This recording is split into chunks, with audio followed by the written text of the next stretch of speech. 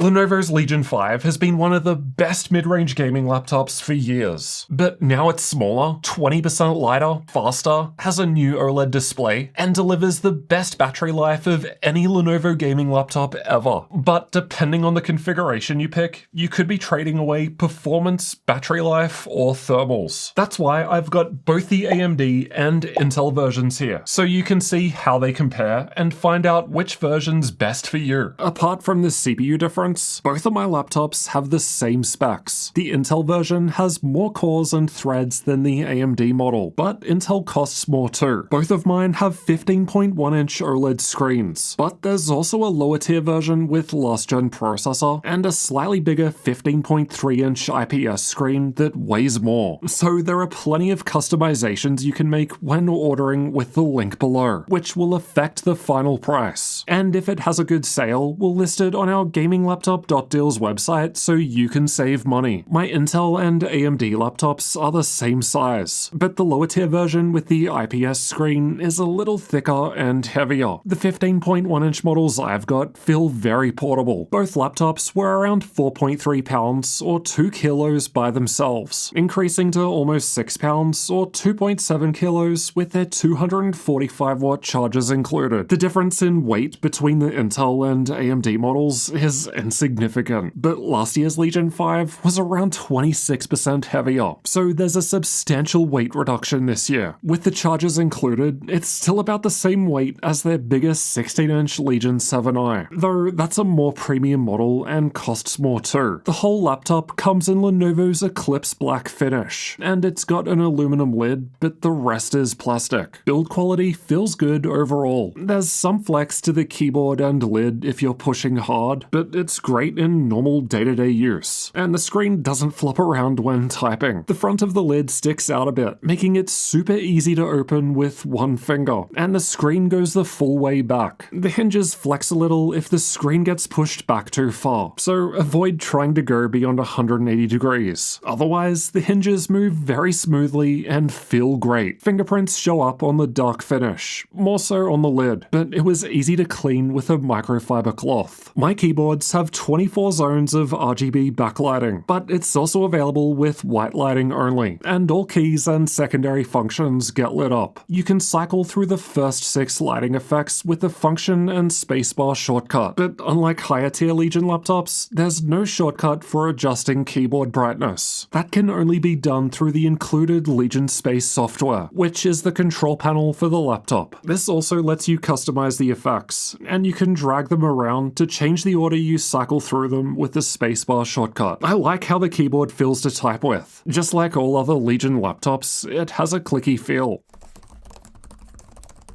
The plastic touchpad clicks down anywhere and works well. The port selection is good, but the side ports are too close to the front considering there isn't any space used by side air exhaust vents. So no hot air blasting your hands. Ports closer to the front means cables are more likely to get in the way. But the lower tier Intel model with last gen 14th or 13th gen processors doesn't have Thunderbolt at all. For some reason, they removed the rear port icons this year. I know, there's only power and HDMI back there, but that was the case last gen too. There might be some random connectivity issues with the AMD model, but I'm not sure. Our USB mouse stopped working on 2 separate occasions when it was plugged into the front Type A port on the left side, and it didn't work again until we unplugged it and plugged it back in. I've heard of these sort of USB issues with AMD desktops, but never with the laptops. We weren't able to reproduce it, and like I said, it only happened twice, so I don't know if it's just our unit or something that might happen with other AMD versions. And we didn't experience it with the Intel version, so just something I wanted to know. The display outputs offer a good mix for connecting to discrete or integrated graphics. Connecting to the DGPU gives better performance in games and VR, but connecting to the iGPU for lighter tasks means quieter fans. Getting inside requires removing 10 Phillips head screws, and the 4 down the front are shorter than the rest. It was easy to open from the front with pry tools. I'll leave a link to the ones I use below. Once inside, we've got the battery down the front, 2 RAM slots just above near the middle, the installed SSD in the right M.2 slot, a spare M.2 slot on the left, both are PCIe Gen 4, and the Wi-Fi card just above that. Wi-Fi performance wasn't impressive considering it's the latest Wi-Fi 7, coming in at about half the speed of other Intel-based options. We just don't find MediaTek options like this to be as good with my router. But at the end of the day, this is more than gigabit speeds, so plenty for most people. Both of my laptops had 1TB PCIe Gen 4 SSDs installed, but they were different models. So not sure if this varies between Intel and AMD laptops, the country you buy it in, or if it's just random based on supply. But performance was good from both. The upgrade score is decent for a gaming laptop this size. You've got 2 full-size M.2 storage slots that can fit double-sided drives, 2 RAM slots, upgradable Wi-Fi, and it's fairly easy to open. Good stuff. The speakers are found towards the front on the left and right sides, and I didn't think they sounded very good. Tinny and not as clear above half volume, with some wrist rest vibration at higher levels.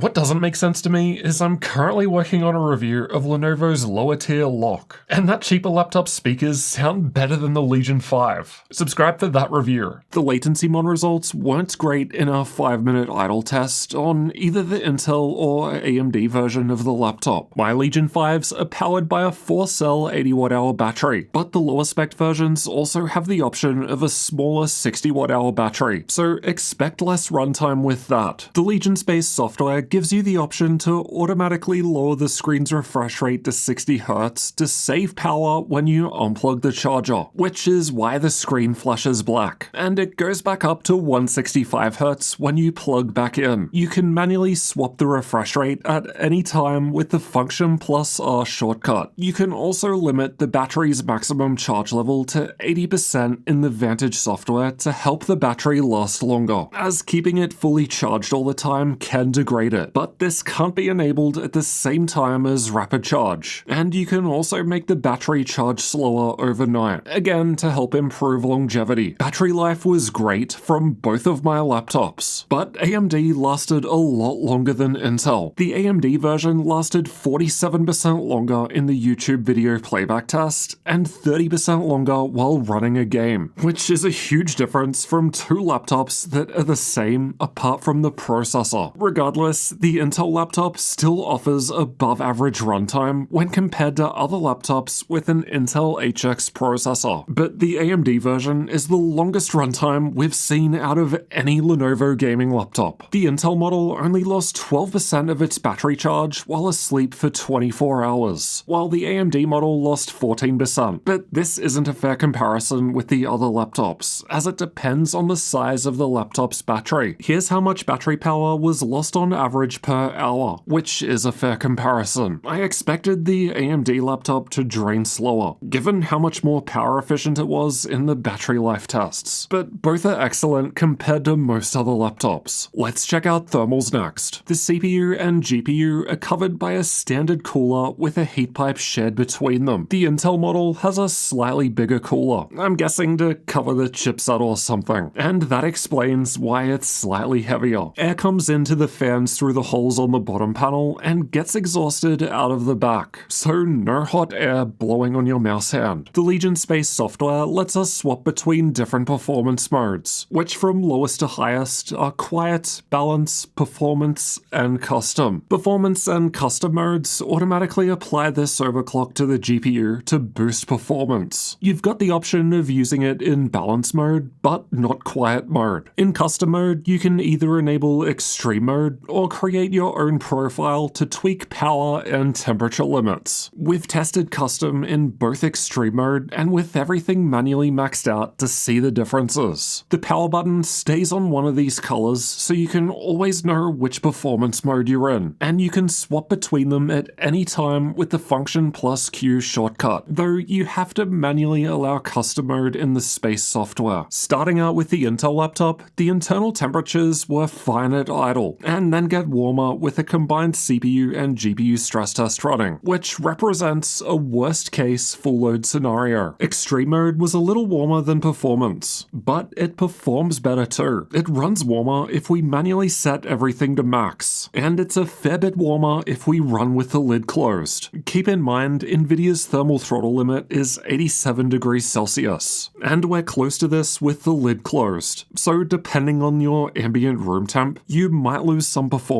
by docking the laptop under heavy load. Like most Lenovo laptops tested this year, we see hotter results with a stand or cooling pad, as thermal throttling was happening here. The cooling pad appears to help with GPU temps if we max out the cooling pad, but the reality is once this laptop gets blasted with air, it seems to take away GPU power and give it to the CPU instead. With custom mode, it was possible for the 5070 to get close to Nvidia's 115 watt power limit, so I'd call this a full powered 5070 in custom mode, and 65 watts on the CPU at the same time isn't bad considering the smaller size of the laptop. Moving over to the AMD laptop, and worst case, the GPU temps were a little cooler, but the CPU temps were hotter, at least assuming this is even fair to compare, because both processors would measure temps differently. And despite AMD appearing to run hotter here, the Intel laptop was actually warmer on the keyboard, which you'll see soon. Anyway, the AMD version also sees a big increase to temperatures with the lid closed, so you'll want to run it with the lid open for better cooling. The AMD version is also able to max out its 5070 graphics, and interestingly, it also does this in custom extreme and performance modes. The Intel laptop ran the same GPU at 90 watts in extreme mode and 85 in performance mode, so that's a strange inconsistency between Intel and AMD models. The AMD laptop also maxes its CPU out at 55 watts, compared to Intel's 65 watts. But to be fair, the AMD chip has fewer cores to power. Here's how an actual game performs with the different performance modes in use. I've got the native results in purple, and DLSS upscaling on balanced in red to boost performance. Starting with the AMD laptop, there's not really a performance difference between custom and performance modes, which makes sense based on the stress tests we just saw. And then on the Intel laptop, we saw pretty similar results, which I wasn't quite expecting, considering we only saw max GPU power in custom plus max mode, and for whatever reason, performance on Type-C was way worse on Intel. The CPU can use more power in a CPU-only workload like Cinebench, where the GPU is idle. The Intel laptop in blue was performing significantly better compared to AMD in red, regardless of the performance mode or charger connected. The Intel model was scoring 75% higher than the AMD model in multi-core performance, and 13% higher in single core. The 255HX was also 22% ahead of the 14700HX in last year's Legion 5i, a decent boost for one generation. This is our first laptop with the 255HX processor, and as expected, it's only a little behind the higher tier 275HX. Let me know if you'd like to see a dedicated comparison between those two chips. Meanwhile, AMD's 350 performed basically the same as the only other one we've tested so far, and it's not looking that impressive considering it's basically matching performance from the Legion 5 2 years ago. Performance lowers if we unplug the charger and run on battery power, but the AMD model drops like a brick and is performing worse compared to Legion 5 laptops we tested 3 to 4 years ago. I'm not sure what the deal is, but it being limited to using less power would help explain why it lasted so much longer in the battery test earlier, because it's not the processor that's the issue. The other one we've tested didn't lose much performance on battery. As for keyboard temps, most laptops I test are in the low 30 degrees Celsius range on the keyboard at idle, and that's the case here too for both Intel and AMD. Temperatures increase on both with the stress tests running, but they're still pretty similar and don't feel hot. It's a similar deal in the higher balance mode too. The keyboard temps don't really change despite both laptops now using more power because the fans get faster to compensate. This continues in the higher performance mode, where the wrist rest is still cool, the WASD keys barely feel warm, and the middle is warmer but nowhere near uncomfortable. Things start drifting apart a little between Intel and AMD in custom mode, with the AMD laptop now a few degrees cooler. But again, the Intel laptop still doesn't feel hot. That continues if we set everything in custom to max 2. Both laptops are a little warmer now, with Intel being slightly higher, but neither of them felt hot, just warm in the middle. The hottest point of the keyboard was a little warmer on the Intel model, but both are on the cooler side when compared to the other laptops tested. Last year's Legion 5i was significantly cooler in its highest performance mode, but its fans were also 6 decibels louder. Let's have a listen to the fans from our 2025 models.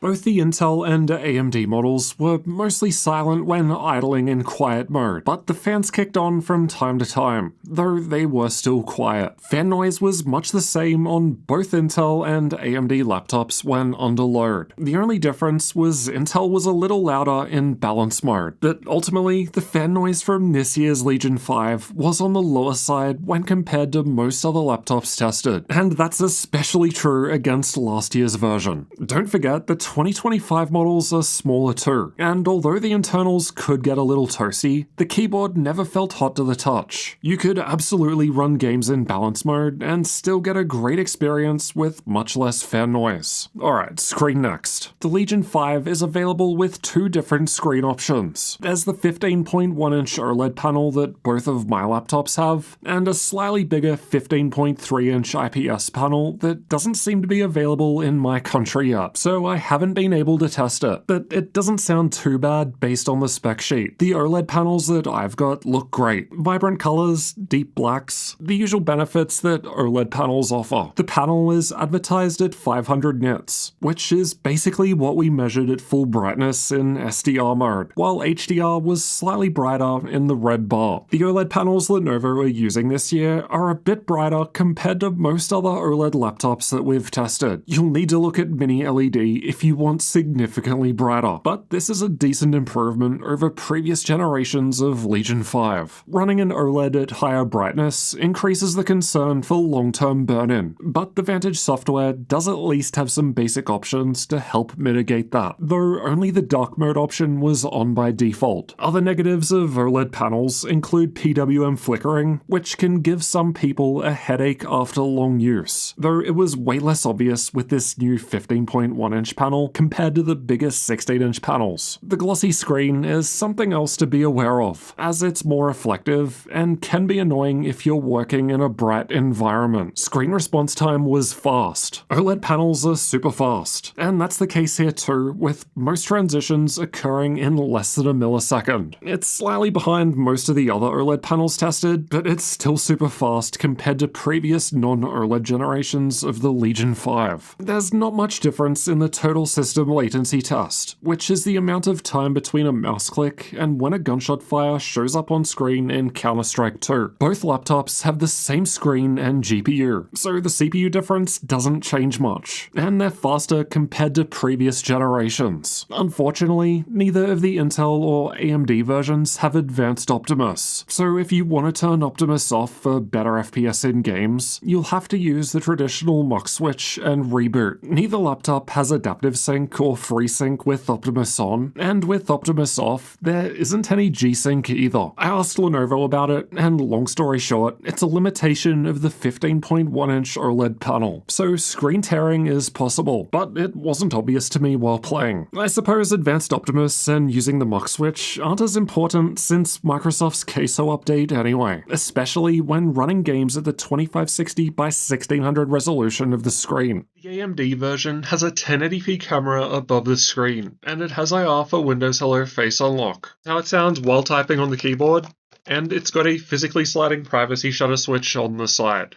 My Intel version, on the other hand, has a higher quality 5-megapixel camera that can record video at 1440p, but it's also available with a lower tier 720p option. And for some reason, unlike the AMD version, the Intel one does not have IR for Windows Hello Face Unlock, but it's still got the privacy shutter. Alright, let's see how well Lenovo's Legion 5s perform in games. We've tested both configurations with these settings. The Intel version was performing better in Cyberpunk 2077 at 1080p Ultra settings. Well, the average frame rates were pretty much the same and within the margin of error range, but the dips in performance, as measured by the 1% lows, were 18% higher with Intel. The processor difference matters less at 1440p, which is closer to the screen's native resolution, and the two laptops are even closer together here. The 1% lows were close in Alan Wake 2 at 1080p, while the Intel laptop had a slightly bigger lead in average FPS. At the end of the day, we're talking about less than a 4 FPS difference, which probably isn't enough of a change that you'd be able to notice in a blind test. Again, the results get closer at the higher 1440p resolution. The RTX 5070 laptop GPU is usable here, but you definitely want to turn on DLSS for a better experience. There's almost no difference between Intel and AMD in Black Myth Wukong at 1080p high settings, and it's the same deal at the higher 1440p resolution, though again, some DLSS would help boost FPS to above 60. Performance with ray tracing on and upscaling enabled was sometimes better. Despite ray tracing being more resource intensive, combining DLSS still results in better performance. So you could absolutely boost performance even further without RT, but we only test with RT settings that actually visually improve these games. And again, there's no real difference between Intel and AMD. 8 gigs of VRAM with the RTX 5070 combined with that 2560 by 1600 screen is a bit of a concern. Maybe not today or even for a while, depending on the games that you play and setting levels that you use. But it's definitely worth thinking about for a gaming laptop that you're probably going to keep for the next few years. Unfortunately, the Legion 5 maxes out with RTX 5070 graphics, so if you do want to spend more to get the 5070 Ti with its 12 gigs of VRAM, you have to upgrade to the higher tier Legion Pro 5i. And of course, the 8 gigs of VRAM would be less of a concern with the Legion 5 that has the bigger 15.3-inch screen, as that's 1920 by 1200. Here are the 3D Mark results from both laptops. As for content creation, the AMD version had a lead in Adobe Photoshop, while the Intel version had a lead in DaVinci Resolve. Blender performance was the same, as we've got the same 115-watt 5070 laptop GPU. Combined with the OLED screen, the Legion 5 would make a great choice for content creation on a budget, though it'd be better if there was an SD card slot. There's a lot more customization available through the BIOS compared to most other laptop brands, except for perhaps MSI, who just have an insane amount of options. Linux support was mixed. On the one hand, the Intel laptop worked great except for Bluetooth, but on the other, the AMD laptop failed to boot from the live CD. It just froze on a black screen multiple times. Pricing and availability will change over time, so check the links below the video for updates and for current sales, because if any configuration of Legion 5 does have a good sale, we'll add it to our gaminglaptop.deals website. We update that every day to include all of the best sales, so make sure you check it out regularly to save money on your next gaming laptop with that link below. At the time of recording in mid-August, the AMD version starts from $1,150 with the RTX 5060 graphics, but last-gen Ryzen processor, though the current record low price we've had it on the deal site for is just over $1,000, so it's worth holding holding out for the right sale. Meanwhile, the Intel version with 5060 starts from $1,400, and the 5070 version we've tested in this video goes for $1,500 with their current sale. Honestly, these current prices aren't that great. We can do better. On the deal site, we found the 5070 options we've looked at in this video for $1,323 for the AMD version and $1,385 for the Intel version. But these discount codes change pretty much every week, so again, check the deal site for the latest updates. So then, is it worth paying around $60 more to get the Intel version over the AMD version? Well, it depends on what's important to you. The Intel version provides 75% better CPU multi-core performance and 13% better when it comes to single core, and then significantly more performance from Intel when running on battery power. But the AMD version lasted 47% longer when running on battery power, perhaps due to it limiting performance harder. And if we're being real, the Intel Legion 5 still lasts longer than most other Intel HX processor laptops. For some reason, only the AMD version gets you Windows Hello Face Unlock, but the Intel one might have a higher quality camera, and game performance might have a slight edge with Intel in some cases, but most of the time they performed fairly similarly. The AMD laptop felt a little cooler to the touch when under heavy load, but both were cool, and there's not much difference in fan noise either, with both being quieter than many others and much quieter compared to last gen. So basically, get the AMD version if you care about maximizing battery life, or get the Intel one if you want to maximize performance, with or without the charger connected. But processor difference aside, is the Legion 5 even worth considering? Let's break down the good and the bad to find out. Starting with the good, it's smaller, lighter, and far more portable than last gen, while still offering full upgrade options, and notably better performance. The 15.1-inch OLED screen offers vibrant colors, perfect contrast, and fast response times. Battery life is great on both, just better with AMD, and build quality feels solid. As for the bad, the 15.1-inch OLED panel cannot do G-Sync, FreeSync, Adaptive Sync, or Advanced Optimus. I get that it's a limitation of this unique smaller panel, but it's still weird when Lenovo's lower tier Lock 15 laptop has these features. You're also limited to 8 gigs of VRAM, the speakers are weak, the side ports are a bit too far forward and could get in the way, and for whatever reason, Lenovo removed the useful rear port icons. Bottom line, if you want a portable mid-range gaming laptop that balances performance, battery life, and price, then Lenovo's new Legion 5 is a great option. Just be mindful of the VRAM cap and missing display features. And if 8 gigs of VRAM feels like a ticking time bomb to you, then check out Lenovo's bigger Legion Pro 5i over here next. It goes up to the 12 gig RTX 5070 Ti, so better FPS in games, as well as more space for extra features. I'll see you in that one next.